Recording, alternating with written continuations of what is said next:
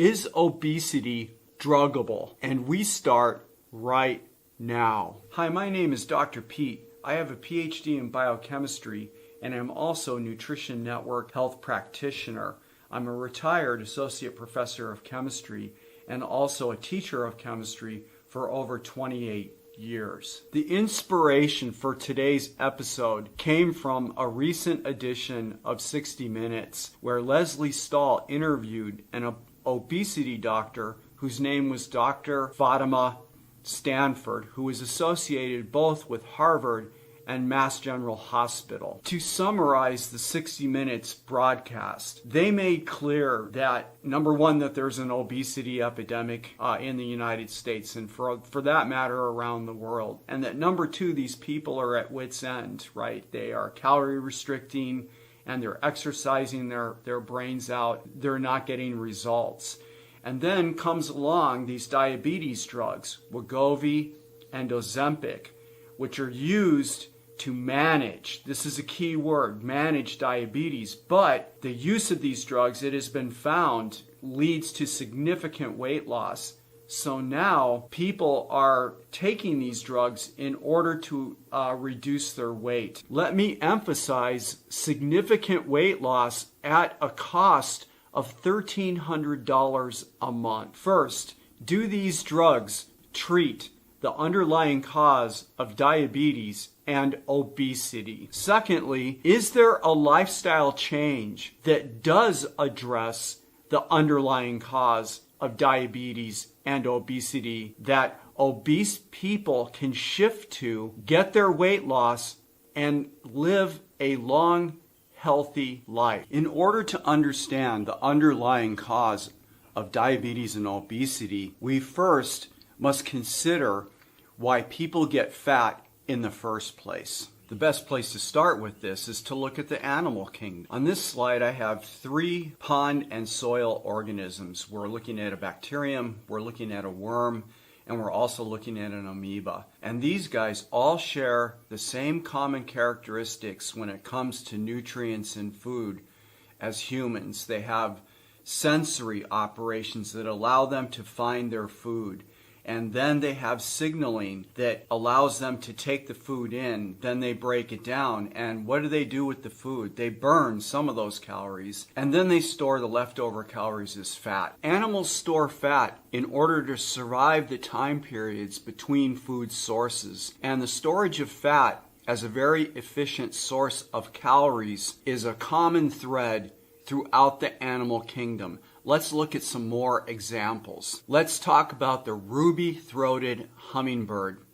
Every day, this hummingbird eating nectar will push its blood glucose to 700 mg per deciliter. And a direct quote from the paper is that its liver will turn pearly white in terms of fat. And then through the night, this hummingbird burns off the fat, the liver returns to normal, and its blood glucose comes down to the same range as a human. Every year, this hummingbird undergoes a migration which is somewhere between 1,500 to 2,000 miles. And in preparation for that, this hummingbird more than doubles its body weight in fat. During the flight or during the migration, this hummingbird switches from glucose metabolism to fat metabolism. And if this bird does not put on enough fat weight, it will run out of energy, fall into the ocean, and die. Take the grizzly bear, for example. Everybody knows the story of the grizzly bear, right? They hibernate every year. But what happens in the months that lead up to the point where they hibernate? So these guys start to eat tons and tons of berries, right? And they're eating these berries late in the fall when these berries have ripened and are full of fructose. When you look at the scat that these guys are putting out, you can count upwards of 10,000 seeds. These guys double their body weight in fat, and when they go into hibernation, they lower their metabolic rate. Then down on the lower left here, we have the ground squirrel. And this particular ground squirrel does the same kind of thing. Rather than hibernation, this thing goes into a state of torpor to get through the cold months when food is scarce. And again, it doubles its body weight in fat before moving into into this state of torpor for the winter. In the center here, we have, on the lower part of the slide, we have the godwit. And the godwit is an ocean bird that is famous for the longest known migration. That's 8,400 miles from Alaska to New Zealand. And pre-migration, this bird, along with the other examples that I'm giving you here, gorges itself on food. That food is converted into fat. It doubles its body weight, and then it makes the migration utilizing the fat as fuel. And if it doesn't build up enough fat stores, then that fuel will run out mid-migration. The bird will drop into the ocean and die. And then lastly, over on the right, we have the lowly mosquito. This particular mosquito lives in the Phoenix, Arizona area.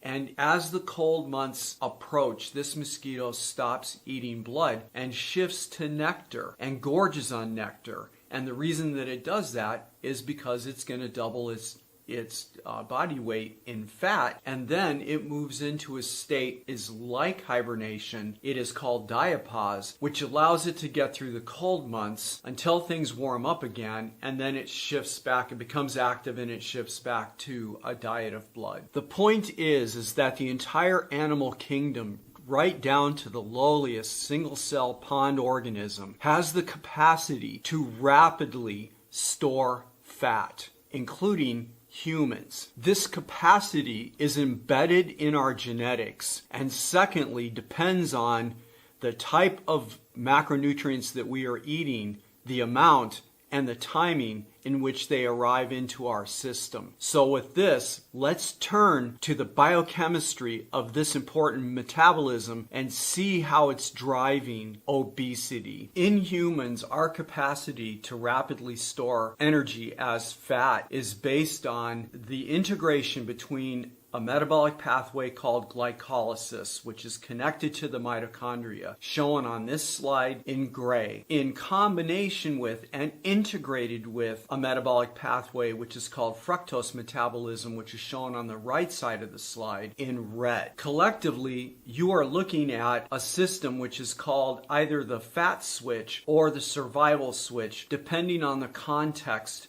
of the discussion. And since here we're talking about obesity, we are talking about mechanistically a process which is called the fat switch, going from a point where we are in a situation of burning to a situation where we are predominantly storing the incoming calories as fat. This model has recently been proposed by Dr. Richard Johnson, who has published well over 700 publications in this area, and he regularly speaks at various conferences, and he's written a book recently called Nature Wants Us to Be Fat. I also provide a reference at the bottom of the slide. So let's look and see how this system works to put on fat weight in humans. Now you can think of the glucose coming in from a meal. As long as it is not rising above a certain threshold, this will be funneled into the glycolytic pathway, which again is shown in gray. And as a function of that pathway, the substrate or the substances that are produced at the end of the pathway are funneled into the mitochondria, where we maximize the production of ATP. And ATP is the molecular money that our cells and our organs, that basically our body, utilizes or spends in order to do things. We also store some of that glucose as glycogen, which is the main storage form of glucose. And if there is enough glucose funneling into glycolysis, then we are also going to produce a little bit of fat. Once glucose rises above a certain level, the fat switch is triggered. In other words, we activate fructose uric acid metabolism, and up to 30% of the incoming glucose is now funneled into fructose metabolism via the polyol pathway. So now if we think about our metaphor that we have this pooling glucose behind a dam, think of it this way: the glucose has risen to a point where the dam has to now respond to this massive amount of substrate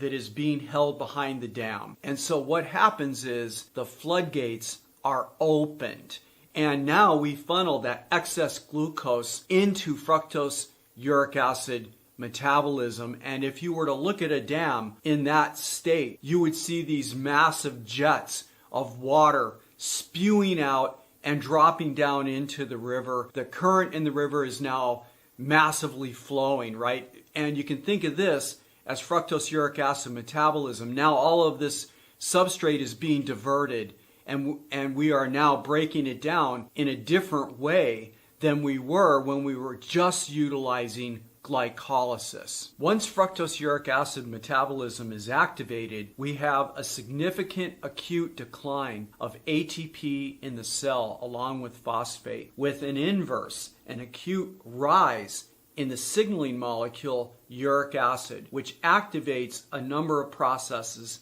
including de novo lipogenesis, which in English means fat synthesis. So we produce oil droplets literally right in the liver, and a large proportion of that fat is pushed out into the circulatory system, where one of its destinations is adipose tissue, leading to substantial rapid weight gain. On this next slide, I am summarizing the known clinical and animal studies that show fructose uric acid metabolism as a driver of gout, kidney disease, obesity, fatty liver disease, Alzheimer's, cardiovascular disease, even including sugar and alcohol addiction, and don't forget the main topic of this video, obesity. Activation of this pathway involves amount and the timing in which these macronutrients are reaching the liver, and include hyperglycemia. That would be eating a meal which is high in glucose. That would be foods like potatoes and rice. The combination with alcohol, for example, in the case of adults eating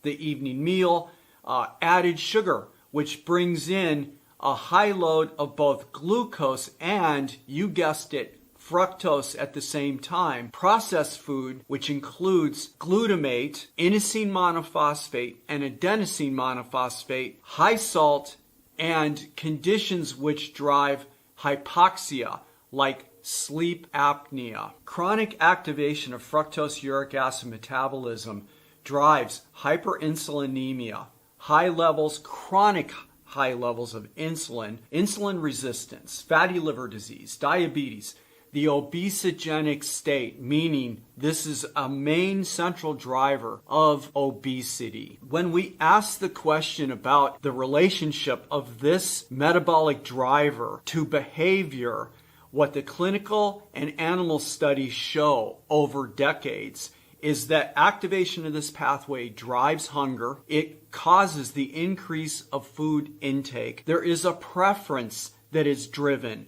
for sugar, including and more so the preference for fructose. We also have a preference for fat, and usually in the obesogenic issue, we have the combination when we're eating these meals of all of these macronutrients coming in together. So we have the combination of sugar, high glutamate, and fat all at the same time, which causes the overactivation of the fructose uric acid metabolism and the drive to put on fat weight. Now, since we know opening this pathway, fructose uric acid metabolism, has behavioral effects, what is the brain effect? We know that alcohol, sugar, and fructose activate a very important protein in the brain called delta phos-B, which gets activated when the dopaminergic pathway, the food reward system, is activated, which we know happens during fructose uric acid metabolism, with the result of inducing the production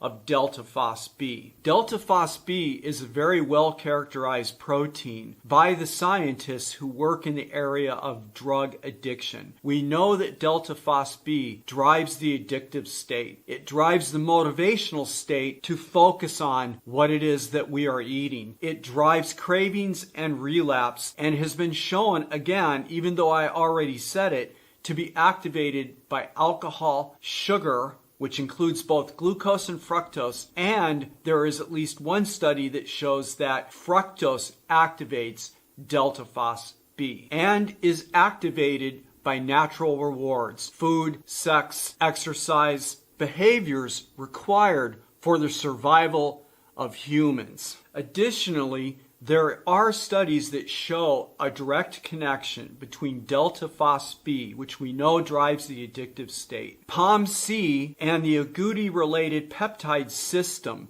in the hypothalamus. And this is going to be important to us as we move on to a discussion about Wegovy and Ozempic and whether or not those drugs are actually treating the underlying cause of obesity. So let's summarize what we know so far. The first thing is humans are not that different than single-cell organisms when it comes to our macronutrients that we need for survival. We have a signaling system. There are taste receptors in our tongue.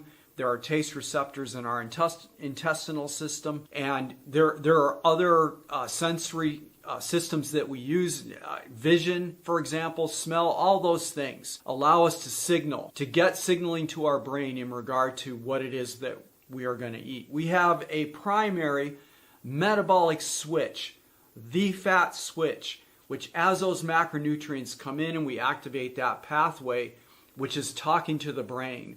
And in the brain, we have not only a brain switch there, but we also have a hormonal switch, which allows us then to turn and focus on bringing those calories in and ultimately is hyperactivated for certain macronutrients, the hyperglycemia, the alcohol, the added sugar with the glucose and the fructose, and the processed food, which is bringing in the glutamate, inosine monophosphate, and adenosine monophosphate.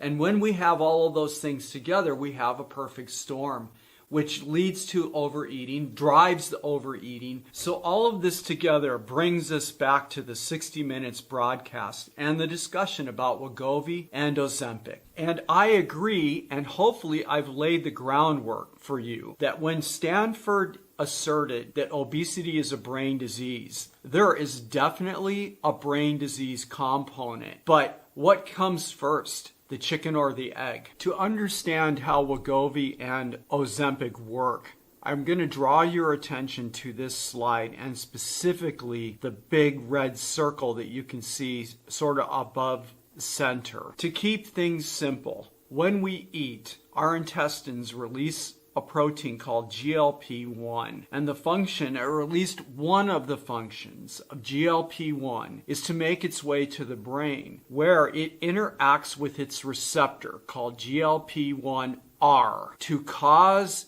satiety. What that means in English is that you will stop eating earlier in the meal. Now, in the standard American diet, and in particular eating the substances that I have talked about that activate this pathway, the relationship between GLP-1 and its receptor gets disrupted. So the satiety factor isn't happening correctly. So the way that Wegovy and Ozempic work is by causing the elevation in activity of the GLP-1R receptor so that you force the issue of the satiety. And therefore, somebody who's suffering from obesity and taking those drugs will stop eating earlier in the meal and therefore have less calories coming in that are driving the activation of fructose uric acid metabolism, and therefore, over time, will lose weight. Furthermore, as pointed out by Stanford in the 60-minute broadcast, Wegovy and Ozempic are also functioning by interacting with the POMC and the agouti regulated protein system to further manipulate the controls on pathways that lead to weight gain. Let's step back then and ask the question, where exactly are these drugs operating? And when you look at this slide and you think about the model that I have laid out to you very carefully, that's substantiated in the literature, that the Wegovy and the Ozempic are operating on the brain switch. And I'm going to ask you, what does this have to do with the underlying cause? These drugs are not operating on the underlying cause of obesity or diabetes, right? As long as you're taking the drug, it's true, you're going to lose weight. Not arguing about that. But the underlying cause has not been addressed, and this is the metabolic switch. And the problem with that is somebody taking these drugs and literally spending $1,300 a month for it. If they continue to eat the way that they were, that got them into the obesogenic state in the first place, then that pressure still exists, even though they are taking the drug to lose the weight. So what are one of the consequences of this? Well, if they stop taking the drug and they are eating the same way that they were before they started taking the drug, then they are going to become obesogenic again, and the diabetes is going to be roaring back. In fact, the underlying cause of the obesity and the diabetes, that pressure has been there all along while they're taking the drug. This is why they call obesity management and diabetes management. These are the terms that they use to describe when you're taking Wegovy and Ozempic, what the effects are. You're not dealing with the underlying cause of these diseases. So is there another option? Is there a way to get obesity reversal that deals specifically with the underlying cause? And I believe the answer is yes. And common sense dictates that we're going to eliminate hyperglycemia. We are going to eliminate or cut significantly down alcohol. We're going to stop altogether eating sugar, which has both bringing in high loads of glucose and fructose. And we're going to eliminate processed food, which is responsible for bringing in the glutamate, the inosine monophosphate, and the adenosine monophosphate. And if we suffer from sleep apnea, we are going to get treated. We are going to shift to a way of eating which involves whole, real food. We're going to buy whole, real food. We're going to cut it up. We're going to cook it, and we're going to eat it. If one suffers from severe obesity and type 2 diabetes together, it may well be a necessity to actually cut into the carbs and lower the total number of carbs being eaten each day. We eat a wide variety of different natural proteins, right? Protein that we buy, we cut up, not processed, right? We're not eating processed food, and we avoid processed meat. We eat a wide range of natural fats, olive oil, avocado oil, beef tallow, lard, butter, as long as the oil is not processed. So we avoid the seed oils. Lastly, the lifestyle that I'm talking about has been around for a few hundred years. There's literally literature in this area that extends all the way back into the mid-1800s. Now, there are some that are going to question what I'm talking about. In fact, the medical establishment really is a barrier to this. So I'm going to point out two major publications. This is very important. The first one that I'm going to cite is a paper in 2018 from Verda Health Scientists, lead author Dr. Sarah Hallberg. And this paper shows, it was a clinical study, the first year of it. It shows that their patients established a 12% weight loss, which is in a similar range to if you're taking Wegovy and Ozempic. Additionally, there were other aspects of that paper that showed that the low-carb lifestyle is healthy and that it actively reverses type 2 diabetes. More recently, in 2023, and I selected this paper because it is so recent. The lead author is David Unwin out of the UK, and they show that for patients over an 8-year study that these guys are showing about an 11% reduction in weight. So let's address the two options here. One option for weight loss is to go down the road of Wegovy and Ozempic. So what are you getting for this? Do the drugs treat the underlying cause? And the answer is no. Do they drive weight loss? And the answer is yes. How much do they cost? $1,300 a month. Do you realize that if you're 60 years old and you pay $1,300 a month for this drug and you have to take it for the rest of your life, and let's say the rest of your life is for the next 30 years, then you are going to spend close to $500,000. And I don't know about you guys that are in your 60s, but in my neighborhood, we could buy a house for that. If you stop the drug and you go back to the way that you were eating before, then you're going to regain the weight. And you also are going to have a diabetes problem that comes roaring back. Ultimately, if you go the drug route, this is called obesity management, not obesity reversal, because these drugs do not address the common driver of this disease in the first place. Now, let's summarize the low-carb lifestyle. First and foremost, you lose weight. That's defined by the literature. Secondly, it treats the underlying cause. So that means you actually are going to reverse obesity along with the reversal of the diabetes. The lifestyle is safe and it's healthy. And lastly, it does not cost $1,300 a month. So if you are suffering from obesity, or even if you're just significantly overweight at this point, you're standing at a fork in the road. And I know, because I have experience with this, having dealt with the stigma of a chronic disease myself, having felt out of shape and overweight and all of that business, and being just sick to death of the whole situation, right? All of the diets and the other business which is circulating at the top of the internet culture. You can go down the fork of utilizing the drugs, or you can join me on the left side of the road. In the low-carb lifestyle, you can lose the weight. You can reverse the comorbidities. You can put gout in remission, for example. I've done that, and I reversed my prediabetes, and I lost my weight. This is an amazing lifestyle. Take a look at the science and make a decision that can be lifelong and not dependent on taking an expensive drug